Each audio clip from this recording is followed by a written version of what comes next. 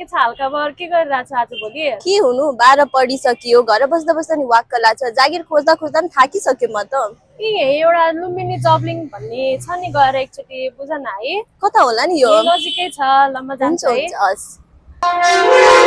ल बहिनी यदि तपाईलाई जागिर चाहिए लुम्बिनी जबलिङमा आउनु होला है ठ्याक्कै म लुम्बिनी जबलिङ भनेर खोज्दै थिएँ यो त ढुङ्गा खोज्दा देउटा पाए चाहिँ भयो मलाई त सर कता होला यो हो यो हामी यदि तपाईँ एजुकेसन लेभल राम्रो छ भने यही नजिकै छ तपाईँ जागिर खोजीमा आउनु भएको थियो हजुर हजुर सर म यही लुम्बिनी जबलिङ खोज्दै थिएँ ए ल जाउँ न त जाउँ तपाईलाई एउटा राम्रो जागिर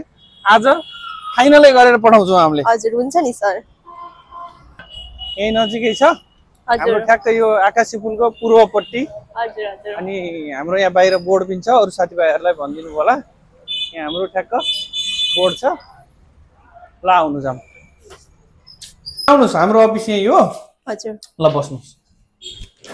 अनि तपाईको एजुकेसन लेभल कति छ भर्खर प्लस 2 क्लियर गरेर बसेको ओहो ल ठीक छ प्लस 2 क्लियर बटै हो जागिर गर्ने भनेको एकदम राम्रो समयमा आउनु भएको छ